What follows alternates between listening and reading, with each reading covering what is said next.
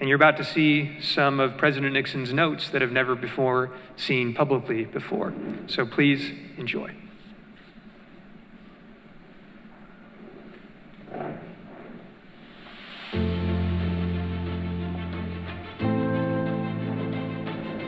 Shah Reza Pahlavi's long reign spanned 8 American presidential administrations.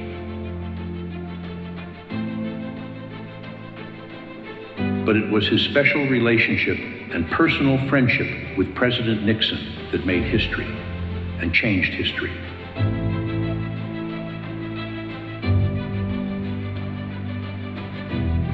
The Vice President and the Second Lady met the Shah for the first time in Tehran in December 1953.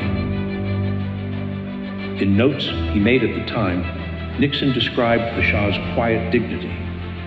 He was impressed by his probing, astute questions. He sensed an inner strength.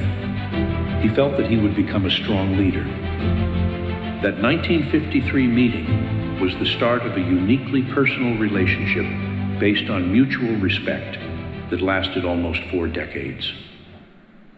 1 year later, they met again when the Shah came to Washington for 3 days of talks about military assistance and aid. Vice President and Mrs. Nixon welcomed him in Queen Soraya at National Airport.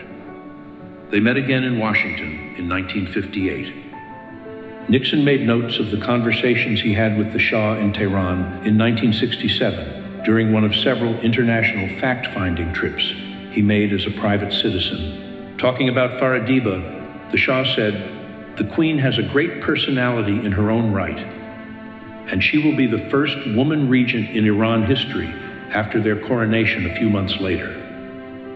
The Shah told RN, "No possibility to cool down the Arab-Israel conflict." The Shah believes US gave him bad political advice and said, "I will decide what system works for my people." Nixon's seminal article, Asia After Vietnam, was published in Foreign Affairs in October, and his discussions with the Shah played an important role in developing what became the Nixon Doctrine. 2 years later, 2 days after his inauguration in January 1969, the new president received a letter from his old friend.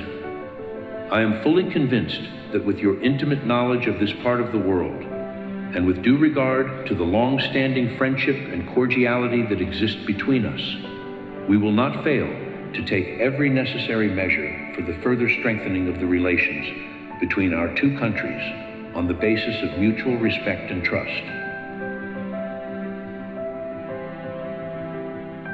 In May 1969, the Shah came to Washington for President Eisenhower's funeral.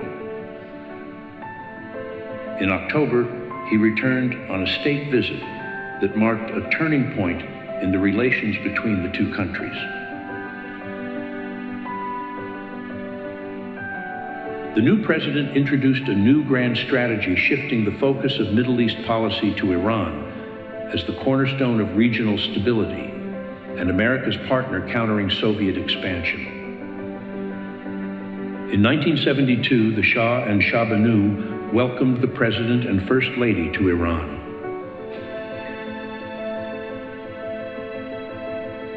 The friendship between Mrs. Nixon and the Empress deepened.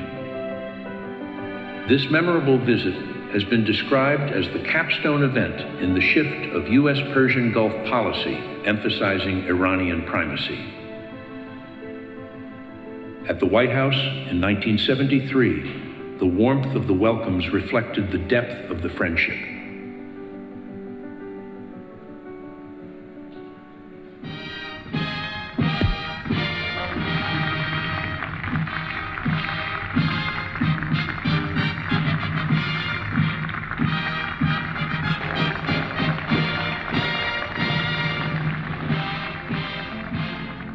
In 1979, the former president traveled to Mexico, to Cuernavaca, to confer and console with the exiled and ailing Shah.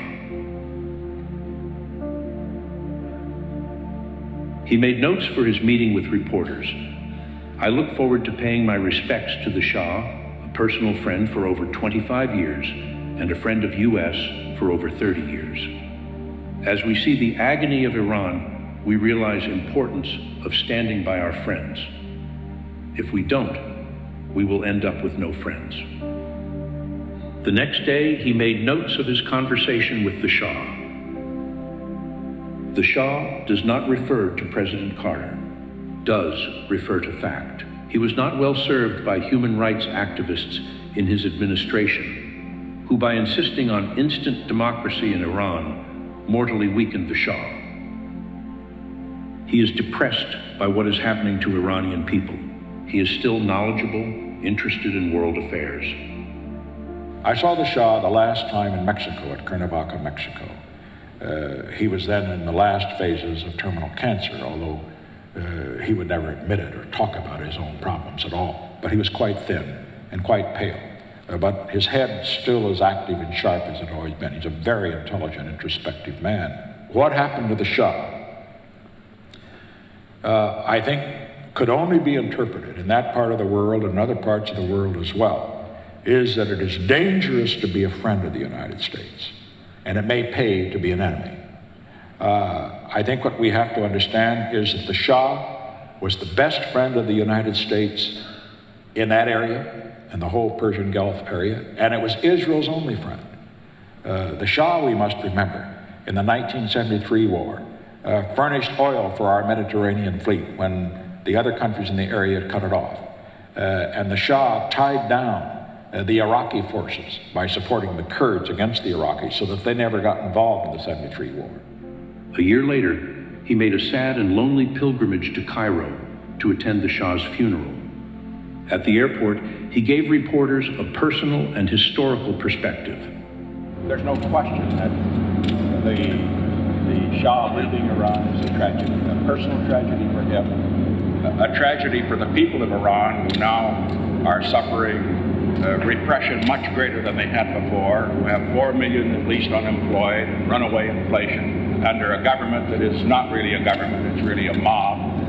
All these things have happened, but also it was, in addition to being a personal tragedy for the Shah, a tragedy for the people of Iran, it was certainly a tragedy for what we call the West, because what was leadership and stability in that part of the world is now replaced by instability.